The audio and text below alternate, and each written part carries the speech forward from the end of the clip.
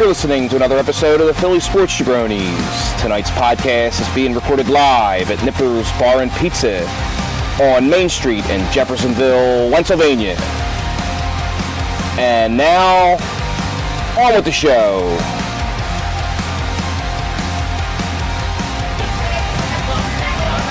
Philly Sports Jabronis. I'm Joe Dara with Jamie Toman. We are live at Nippers. It's Fright Night, actually, at Nippers, I guess.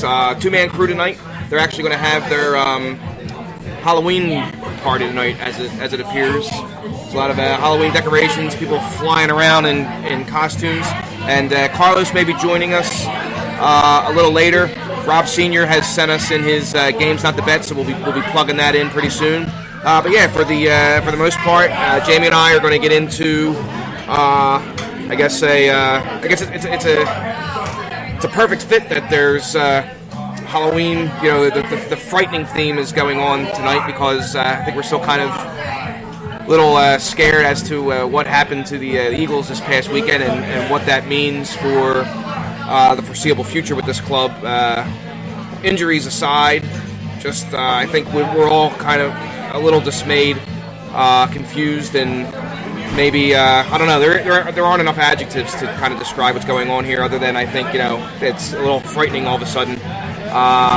Philadelphia fans are learning how to handle a defending Super Bowl championship season for the first time, and I don't know if there's any one way to handle that, regardless of the circumstances, but pretty strange circumstances that have come into play this season with this team. And we're now looking at a team that's under 500 at 3-4, almost halfway through the season, right? So it's one thing to be under 500 at 1-2 or 2-3, but now we're looking at 3-4, and I guess I'm going to look for one positive, that being that maybe it's a good time for this club to get out of the United States after the way that game went in Philly last week. But they're headed into a game in London where they're going against a team that had Super Bowl aspirations of its own. If for different reasons, in my opinion, not quite as believable. But Jamie, I want to get your thoughts from you as to how you processed what went down on Sunday. I really didn't personally, in the moment, get caught up in how, give reasons as to how I thought the game ended up ending in the way it did. I didn't get caught up in unbalanced offense or play calling. I was kind of just phased and just thinking to myself, how did this actually happen? Then during Doug's press conference, and I'm not going to roast Doug here or anything like that, but a couple things that he said made me think that from a mental standpoint, that this club is just not quite where it was last season.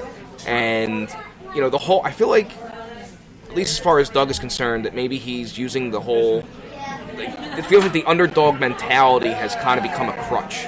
Like, for him to still be talking about, no one believes in us and the world is against us, if that's like the rallying cry in the locker room, that had to get old real fast. And that's kind of what's stuck with me in the days after this game. But wanted to certainly hear from you, because I kind of feel like I'm so perplexed that I can't really put it into good words what's happening right now with this team, and I'm hoping maybe you can do a better job at it, actually. Yeah, I think using the underdog card again is ridiculous, because this year it's self-inflicted. We were supposed to be a good team and a championship quality team, and we haven't been that so far. Where last year it was, going into the season, it was supposed to be a middling, maybe a playoff wild card spot or something like that position. A 9-7, 10-6 type season, and they won the Super Bowl. So they were legit underdogs last year. You can't come out and play the way you are after 7 games and claim, well, we're underdogs. No, you're not. You're the league champions. Mm-hmm. And so, I don't buy that at all. I think, at a high level, to me, it feels like the magic's gone that was there last year. Last year we get that long pass interference to Alshon, and last year I had every expectation that we're going to drive it in, score. and had a little bit of that Sunday, but then they went and didn't get in. So from play calling aside, 3rd and 2, you have to pick up the first down. There's plenty of time on the clock. You had first downs. There's no reason to throw 3rd and 4th. And another thing that's really bothering me this year is just the defense's inability late in games to get the opposing offense off the field. The number of fourth and long, I meant to look and I didn't get the chance. The number of 4th and longs that the Eagles have given up between fourth quarter and overtime is astounding. They just can't stop someone in the fourth quarter from driving down and scoring. Carolina made that last touchdown look easy. It was you stop them there and you're good to go. And unfortunately they went right down and scored. So I don't know if that's Schwartz not adjusting or if injuries are playing a factor or guys just aren't in shape. But you would think 7 weeks into the season you're in shape. So I don't know. I'm in kind of a loss as well, beyond knowing that this week is a critical game. Right, and we're going to get to the matchup here soon. But a couple of things you brought up that I want to kind of dive into a little bit is, all right, number one. So first of all, the final drive. It's fair to say that there's no reason to think that ball in hand with Carson Wentz with the ball in hand when he had it, that there wasn't good reason to think that they could get the winning score. And I think the way that I don't think anyone really would have expected the way the drive to play out the way it did, especially when you get that pass interference call. You alluded to a pass interference, where it kind of felt like, I don't think you used the word luck, but just kind of what was the term that you used, just in terms of, to say, like, not mojo, but magic. Magic. There you go. I'm sorry. So it started to feel like, pretty quickly into that drive that, okay, this is going to be a no problem at all. And then things just didn't work out in their favor. What was your assessment of Carson Wentz in that drive? I think that's beyond the long pass for the PI, which if it wasn't a PI probably would have been a touchdown. The last two plays were just atrocious. I mean, 3rd down was an interception. It was overruled. Right. I think it was either in 4th down. No, it wasn't 4th down, but somewhere in that drive. I mean, if the cornerback could catch, it would have been an interception as well in the end zone. And I guess cornerbacks for a reason, they're not wide receivers, because it bounced right off his chest. But I just think it was bad decision making. I don't know if Doug called pass there, or if it was run pass option, and Carson chose to throw both times.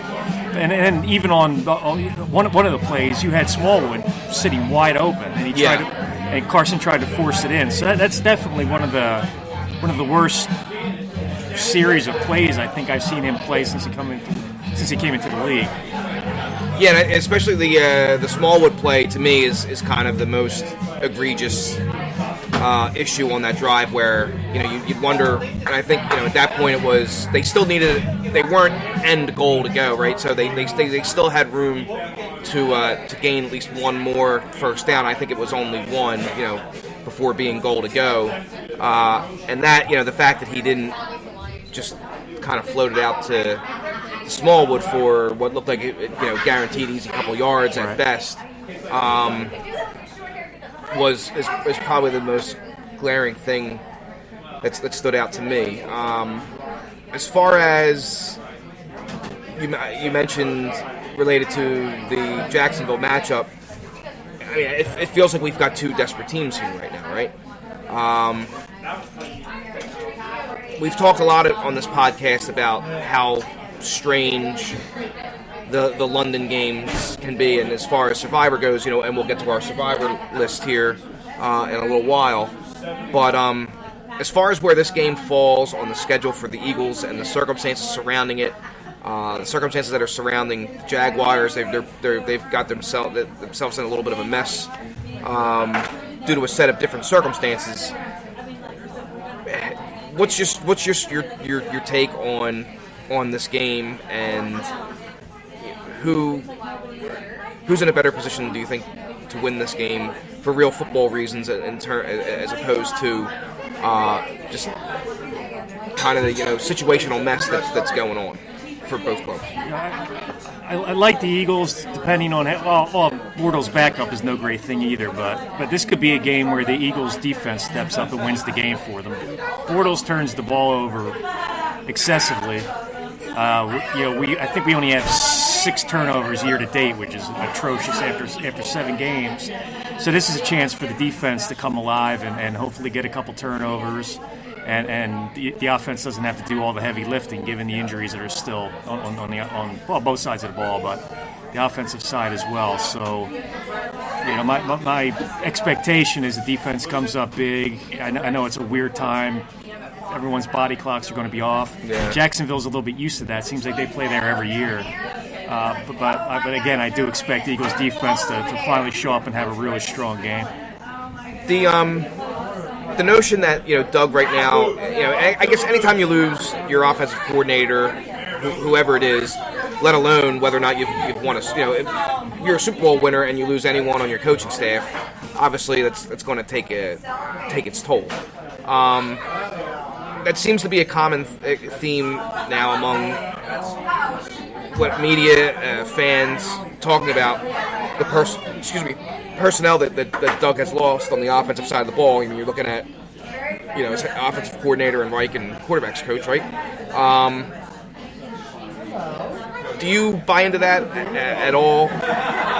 Is there a personnel problem on the coaching staff? I mean, Doug himself alluded to, and actually to get back to one of the other points that you mentioned, some bad fourth down plays late in, defensively late in the game that Doug kind of referenced. And his rationale was, that this team could easily be, I guess, 5-2 if it wasn't for a couple poorly defensed fourth down plays. But I mean, you could say that about any team, any year, right? I think they could just as easily be 1-6. If you look at the Atlanta game, came down to the last play again. Right. Atlanta converts there. The only clear-cut win they had was New York. So I don't buy we could be. You are what your record says you are. We're 3-4. We need to pick up this week and go into the bye at 500. The loss of the offensive coaching personnel, is that something that resonates with you, or is that kind of is it just coincidence? I think it does, because it seems like Doug's going back to his kind of like 2016 form of throw, where you would think that Reich might have been in his ear a little bit to run the ball more, and it seems like we reverted back to that, let's throw 40 to 50 times and forget about the running game. But I don't think you can use that as an excuse. I mean, New England loses assistant coaches almost yearly for head coaching jobs, and they never take a step back. So I think there is some validity to it, but you do have to adjust and get past it, and get past it quickly, because this season has the opportunity to slip away from us on Sunday. And does it really now with where the division is now? The Redskins are they are the only team with a winning record in the division. Given the state of the NFC East, do you still feel like this is a make or break? I mean, I know when you're a defending Super Bowl champion, you should be thinking well beyond your division and talk about home field and so on and so forth. And when you look at the likes of the Rams and the Saints and the Vikings, some of the record-wise, true cream of the crop here in the NFC, and obviously this game not being an NFC game. But how do you feel? With what we've seen with this team so far, do you buy into just get in and see what happens, or do you have real concerns as to whether or not this team can kind of get its muscle memory back if it happens to sneak into the playoffs just because of a bad? And I know I'm asking you to prognosticate something that's several weeks away and really hypothetical. But you just talk to me why you would think that this is a make or break week, so to speak. even given still the mess that the division kind of is in right now. Yeah, I think if you go back a couple weeks when we would lose a game or maybe you have a second or a third loss, it seemed like the common theme was, well, it doesn't matter, the division's weak, we'll win the division, we'll get in. But there has to be some premise for that to happen, and the premise has to be that you're playing good football, and they're not playing good football, so you're not going to sleepwalk your way into the NFC East at this point. Washington's probably sneaky good at this point. Well, New York's toast, and Dallas is kind of lingering around. But I think, why I think it's a critical win is you get to 4-4 at the bye. Back half of the season, you have 5 division games left, and you really got to capitalize on those division games. But in order to do that, you have to play better football. The football they're playing right now, you can't just sit and say we have the division, we'll get the 4 seed or whatever it is, and take it from there. It's not a given. Where I think a couple weeks ago, a lot of people thought it was. With the bye on the horizon, does that give you? Do you and with what's happened with this, this team being 3-4, really looking like a shell of itself. With the bye, I think with the travel and the bye, do you think the bye is fitting in at a good time for this team, or is it fitting in at a not so good time for this team, considering where they are, having to go to London and then piggybacking with the bye? I think it's probably the best spot they could have it this year, in that physically you're playing a tough defense, and then you're flying back overseas, which would be tough if they were playing this Sunday, but I think mentally it gives these guys the opportunity to look themselves in the mirror and figure, when we come back next week and start practicing again, what do we want to be? What do we want the rest of this year to look like? So, I do think it's as opportune as time as any to have the bye. Okay. Yeah, kind of get away from it for a little while. That being said, we're going to get away from it for a little bit. We're going to take a break. We're going to come back with games not to bet, and then we'll roll into Survivor. Jabronis, we're live at Nippers. Stay with us. We will be right back. Can't get enough of the Philly Sports Jabronis? Want to get together over tea and scones and share with us your life story? No thanks. We hate tea and scones. But we do have a website you can visit that offers all the jabroni action you can handle. Go to www.phillysportsjabronis. That's JABRONIS.com. Yahoo! The Philly Sports Jabronis are everywhere. We're online. We're streaming through the internet airwaves. Can you hear me? We're probably hiding in your bushes. Hey, get out of there. Oh, and we have social media pages. Find us on Facebook and on Twitter at Philly Sports Jabs. And for God's sakes, trim your bushes. It's like Jumanji in here. Who are your top 5 Philly outfielders of all time? What's your pick for the top 5 all-time Philadelphia sports jerseys? Who are the top 5 Philly athletes you'd never let babysit your kids? Let us know by visiting My Top 5 at phillysportsjabronis.com and let us know. Again, that's My Top 5, and the website is phillysportsjabronis.com. Okay, welcome to this week's Games Not to Bet segment. I'm Rob Sr., and I'm here to give you a couple pieces of advice for games to stay away from when filling out your parlay cards on Sunday in the NFL. Biggest problem I'm seeing this week is that every game that I want to stay away from breaks our rules here. I try not to tell people not to bet on the Eagles game. I don't want to tell you not to bet on nationally televised games. But unfortunately, this week we're seeing a lot of those that are big stay away spots. I'm going to tell you what they are, but I don't blame you if you bet them anyway. The Eagles in Jacksonville, forget it. Any game in London, if you want to bet them, do something with the total. Do something with the first half. As you saw last week and have seen in the past, these games get weird as time goes on. So I would expect a low-scoring game, but I feel like it's foolish to try to pick a side here. They gave Philadelphia -3. I don't know what that's based upon, because I don't feel like Philadelphia would be 6-point favorites over the Jaguars at home. That said, the Jaguars are as big, if not bigger, a mess than the Eagles are right now. I would stay away from that one, but I don't blame you if you don't. Then you go to Monday night, New England Patriots in Buffalo, given 14 points. Nothing about the Patriots defense leads me to believe they should be giving 14 points to anyone. let alone a division rival on Monday night on the road. Then again, nothing about the Buffalo Bills' entire franchise history, let alone this year, leads me to believe that I want to bet on this team with my money. Don't believe it. No. So I do not like either of those games, but it's a Monday Night Football game and an Eagles game. I know people want to bet these games. So let's look at some other things here. Let's look at Indianapolis and Oakland. The Colts going on the road and being favored by 3 points is not something I want any part of. The Raiders, in God knows what state of mind after this week's Amari Cooper trade, the injury news to Marshawn Lynch, are they processing, so to speak? Are they working towards making those 3 picks? Well, their own pick, one of the best in the upcoming draft, along with the 2 they've acquired from Chicago and Dallas? I don't really know which way to go with this game. I'd stay away from it completely. Looking up and down the card for some other things, some interesting spots here, things I do like. I like the Jets going to Chicago, getting 7.5, 8 points. I think the Jets are a little undervalued off the blowout loss to Minnesota. Chicago, I think, is still a little overvalued based on the first few performances of the year. Khalil Mack is not 100% right now. Trubisky, I'm starting to believe in this guy, but this is another test against what's quietly become one of the better defensive units in the league. Let's look at a few other things here. We've got Carolina, Baltimore. Both teams off weird situations last week, going in opposite directions. Baltimore, though, they're favored by 2 at Carolina. That's a case where I think the line tells you that it's either Baltimore or nothing else.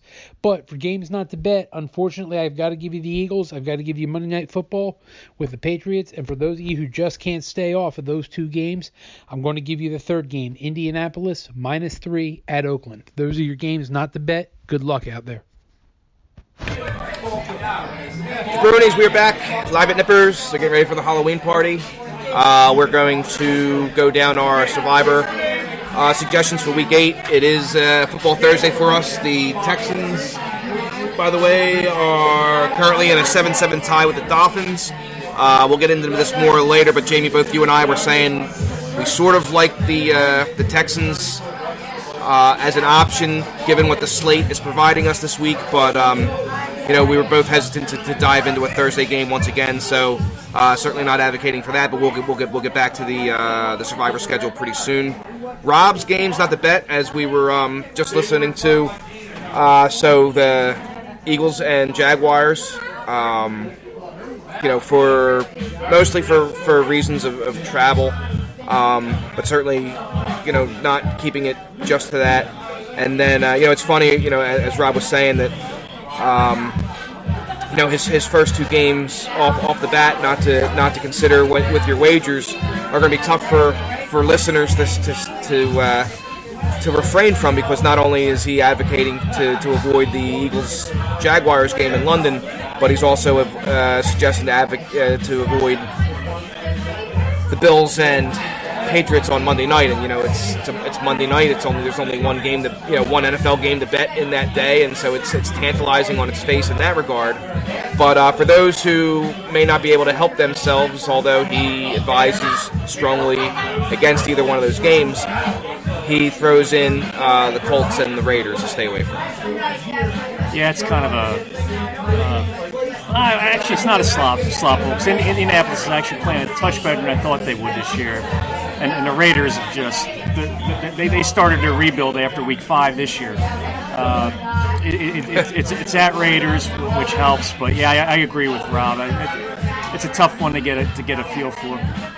Yeah, probably in the same boat for Survivor purposes. But that being said, let's run down the gamut. I was able to survive last week with the Chiefs. I ended up taking the Chiefs. Now it was a tough week, I thought, last week. The Chiefs were one of only a few teams when we were talking during our podcast last week that I was really interested in. The other teams being the Rams to a certain degree, although I had already used them up. And I was really, for a road team, I was really interested in the Lions, who did go on to win in Miami, although it was closer than what the score would ultimately play out to be. It looked like it was going to be a hairy situation at one point. And then the Colts at home with the Bills was a game that I liked. But I also there was reason to think that the Eagles would have been a potential play, and for anyone who took the Eagles, we all know how that worked out. And then the Falcons, to a lesser extent, that game for pure fantasy football reasons made me want to kick my own head in. I lost with Odell Beckham's catch at the end, essentially to end the game, which really wasn't, in terms of, if you just look at that play on its face, whatever, it was Manning throwing a short pass to Beckham to end a fantasy matchup, which is that's going to happen, right? But it was just the circumstances leading up to it, the two quarterback sneaks that allowed for that play to happen. Sterling Shepard on the beginning of the drive, essentially almost breaking it to score, which would have helped me out. And then I think it was there was a drop, and not necessarily a drop in the end zone, but a good defensive play in the end zone on Ingram that would have saved my bacon for it. But it was not to be, and I can't quite figure out why Barkley didn't get a handoff there. That would have saved my bacon too, but. Did the Odell Beckham thing at all cost you in fantasy at all? No. I have Barkley, but I won anyway, so I didn't need the points. But, okay. I wasn't playing against them, and again, I have Barkley, but I had more than enough. I was playing against Shepard actually, but I went into that game up so big that it didn't matter. Yeah, I went into there was another league, so I was explaining, one of the few leagues that I'm in. There was another league. With when I was talking about the Beckham thing, but there was another league where I was also going against Beckham, and I was going against Tevin Coleman, and I was going against Trevecchio, the kicker for Atlanta, and I had like a 35-point lead, and lost that matchup. That field goal was beyond midfield. It was a 50-ish, or I think it was over 50 yards. Yeah. That didn't help matters. Okay, but let's go down to for survivor purposes. Obviously, we acknowledge that the Dolphins and Texans. Texas just went up. Texas scored again on a pass. I didn't see who caught it. And this very much feels like a game for the Texans to win. But there were a couple other games that I liked that kept me from pulling the trigger on a Thursday evening once again. But if we're going to just go straight down the list, as far as the Sunday morning games go. Can you believe that in Vegas, if you're in Vegas, that this game starts at 6:30 a.m.? The Jags are, quote unquote, hosting our Philadelphia Eagles, and I guess for survivor purposes, I know you're not going to lean it towards Jacksonville, or at least I shouldn't say. Let me put it to you this way. Let's just say that this game was happening in the final week of the season, and you only had the Eagles and Jacksonville left. Who would you take? Oof. And I know that's a super loaded question. Hypothetically, might give you a brain hemorrhage trying to think about it. But I'd probably lean Eagles. Again, Blake Bortles is Blake Bortles. Their defense hasn't been as stout as it was last year. So if I absolutely had to, I would hold my nose and take the Eagles. Yeah, me too. I thought about it for a fleeting second that the Eagles could be a play this week, and I think for some folks they will be. But there were at least, let's think here. Let me see as I quickly scroll through. There's at least one game that I really, really like, and the rest, let's see what we come up here as we have a discussion. The Panthers are hosting the Ravens. Again, try to take into account that we don't know who has taken whom so far. With the Ravens and the Panthers seasons thus far, it's fair to assume that the majority of folks have taken at least one. I can tell you I personally have already used both of them. But just let's spitball here. And what's your feel for this game? Again, Ravens visiting the Panthers. Does this have any significance at all to you? No. If I was forced, I'd probably shade towards the Panthers a little bit. Just being at home, coming off a big win, big comeback win. But unless I had to, I wouldn't play it. Yeah, from an emotional standpoint, I almost like the Ravens here. Their golden boy kicker, missing an extra point to tie the game, right? To tie, that would have tied it. Yeah. I wonder if there's going to be an emotional head-on collision here. To steal a line from you, the Panthers may be smelling themselves off that game of the Eagles. I'm not advocating for this game, and it's not just because I personally have already used both teams. I wouldn't look at this game too strongly at all. But I wonder if from an emotional standpoint, if the Ravens might have a leg up here. Moving along, another 1 o'clock game. It's the Kansas City Chiefs hosting the Denver Broncos in a divisional matchup that is usually a pretty fun matchup. I don't know about this year. I like the Chiefs, and I was tempted to take them because I still have them on the board, but didn't. I saw something else that I wanted to go with, but definitely like the Chiefs here. Andy eventually will lay an egg, but so far that team looks outstanding. Yeah, I agree. I did use the Chiefs already, but I'd have to agree with that assessment. I think Denver. I think it's going to be. Yeah, you know what? I was going to say I think it's going to be a close, competitive game, but I don't even know if I believe that. There's probably no reason to think that the Chiefs can't win this game going away, but yeah, not a game I'd be looking at even if I had them available. Spoiler alert: this is a game I like a lot, and you mentioned just casually a second ago that there's a game that you really like. How do you feel about the Steelers hosting the Browns? Because right now I really like the Steelers coming off of a bye. The Browns gave them a heck of a matchup. Week 1, Browns are definitely nobody to sneeze at. They traded away Carlos Hyde, which actually, no offense against Hyde, but might make them actually a better team. I really like the Steelers in this matchup. It almost feels like a revenge game. It's not necessarily a revenge game because, I don't know. Even though it was a tie, it still does seem like revenge for Pittsburgh. Right. Yeah. And I like, I think that, look, this is not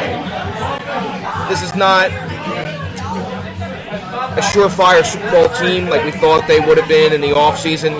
They've navigated the Le'Veon Bell situation only so. And I mean that from a 360, from a 30,000 foot view, 360 view. That when combining on-field play with locker room and just the media scrutiny, I think there's some lingering negative effects going on. But at the same time, they've put themselves in a position where they can still make a lot out of their season. Coming off the bye, I feel like this sets up as a pretty good spot for them. But if you don't agree, I kind of right now I need to kind of be talked off the ledge or away from the ledge if you don't agree with me. Because right now, if I had to make this would be the quintessential. If I had to pick on Thursday, I'd be picking them. But I have a couple days to think about it. Where do you sit with this game? I can't disagree with you. You have Pittsburgh coming in with rest. Historically, Ben has dominated Cleveland. Again, it does feel like revenge. Pittsburgh had to be embarrassed coming out of that game with a tie. It was week 1, right? Yeah, it was week 1. Yeah. So, I really like Pittsburgh. So is that the game that was okay? No. I'm interested to see where your game is there, but okay. Moving on down the line, we've got the Lions playing host to the Seahawks. This is the 1 o'clock game on Sunday.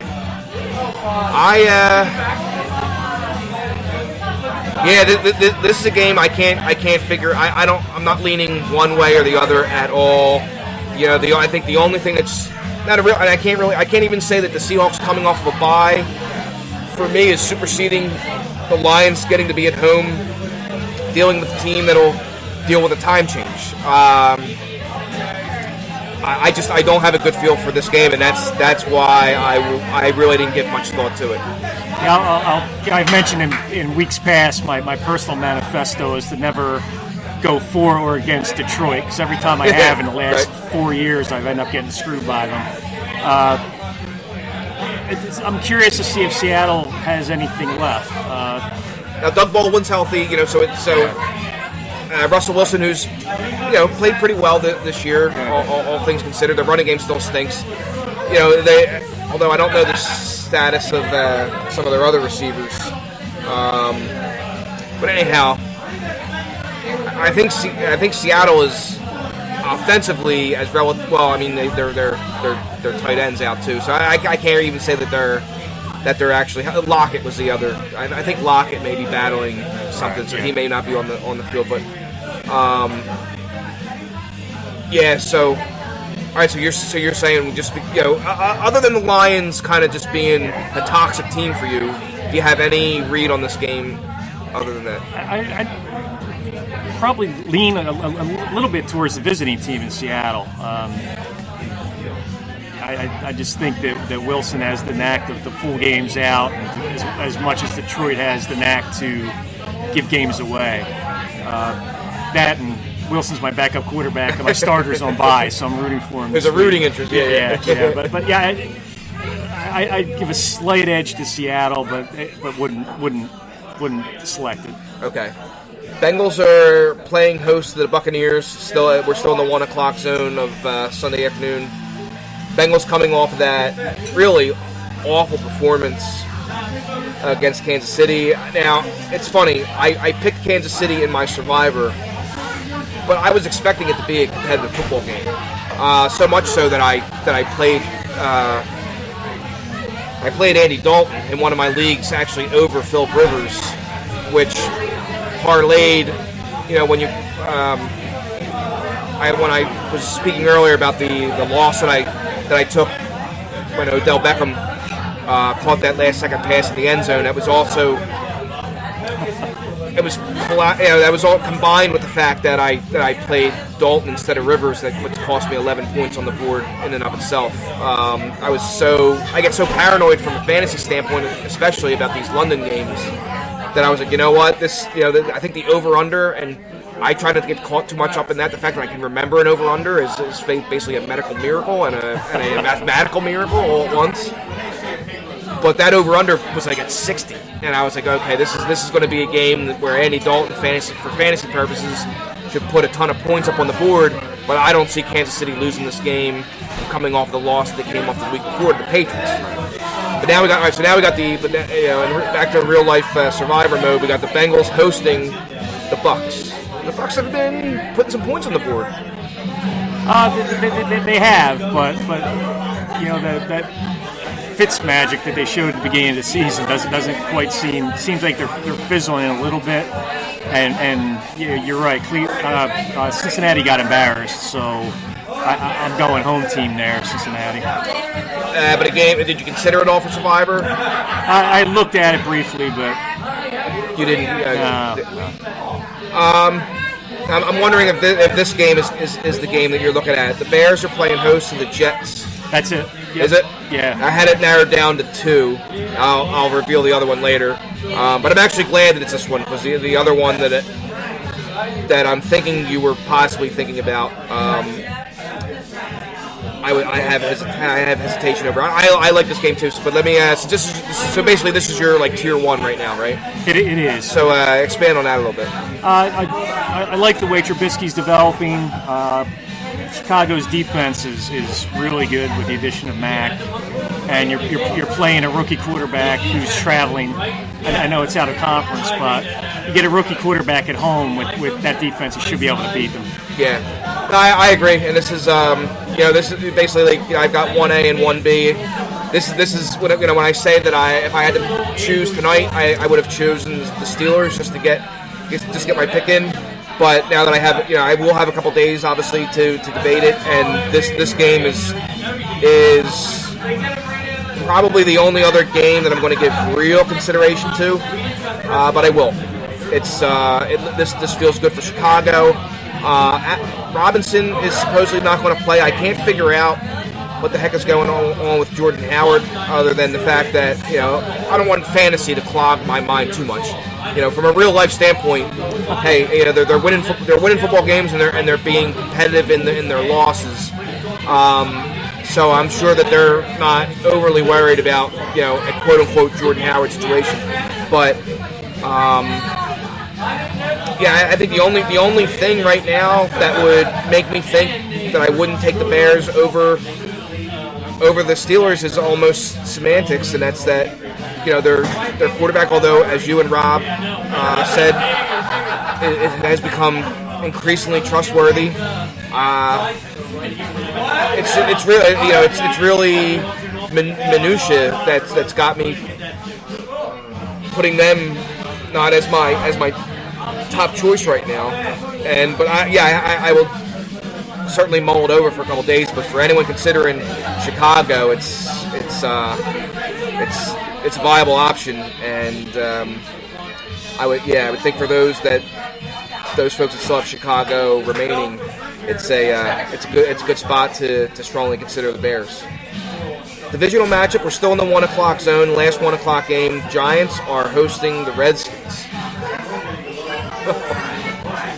And it's like nervous laughter. It's a divisional game, so I'm not touching it, even though I do have a very, very rare New York rooting interest here that you want Washington to pick up a loss or two, but I think Washington goes in and wins this, maybe even handily.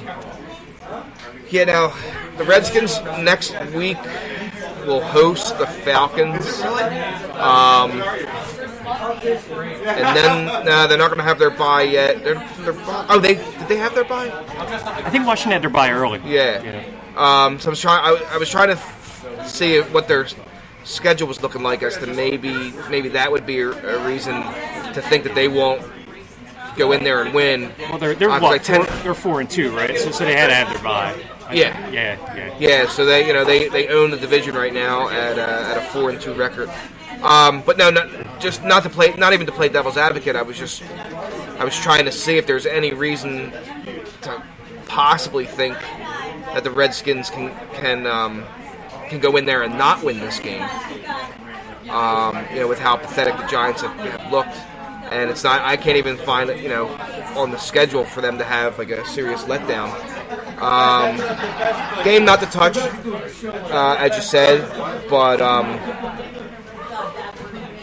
mathematically, I don't even think people can find themselves in a position to have to think about this game.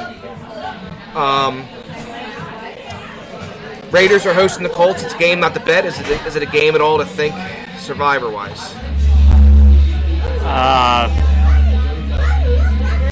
No, I think we're a week or two from the Raiders officially giving up on the season. But until that officially happens, I would shy away. Raiders are starting to trade players. You wonder if the locker room's going to be tired of Gruden very, very quickly. But I don't think they're quite there yet. So I wouldn't touch it. No. Cardinals are hosting the 49ers in another divisional matchup. I'm surprised they're actually leaving this one on the schedule. That's the definition of don't touch, just because both are that bad. The Rams play host to the Packers, coming off of a bye. I think it's pretty safe to say not too many folks are going to look at this one.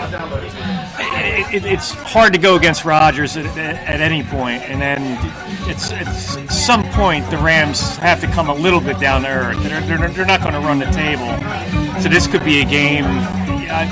Rodgers is a couple weeks off the injury now, so he's getting healthy. This could be a game where Rodgers goes in and beats them. So no, I'd avoid. Happy Halloween, everybody. The music is definitely playing here tonight.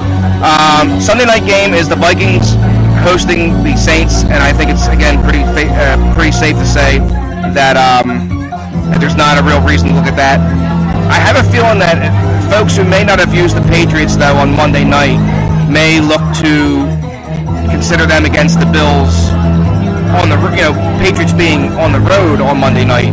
And this was actually, aside from the Bears, this was the one game that I thought maybe you were considering. But for anyone who may be looking at this Patriots-Bills game, what would your thoughts be? And when you look at the schedule as a whole, did you give this game a thought at all? Because a lot of people will pick on a loser and just chase the Bills. Yeah, I did look at it. I mean, the teams I like this week. Now, I can keep in mind my league is on the third round. We've had 2 rebuys already, so there's a lot of good teams left. So, I like Kansas City. I probably really like New England, and I like Chicago. So part of me going with Chicago, I know that it's against the manifesto is to save games, but I am confident, all things aside, Chicago can win that game. But New England's definitely tempting, even though they're on the road. All right, that's a wrap for the Jabronis. We're going to go before Michael Myers kills us. Happy Halloween, everybody. Go Birds. Thanks, Nippers, for having us.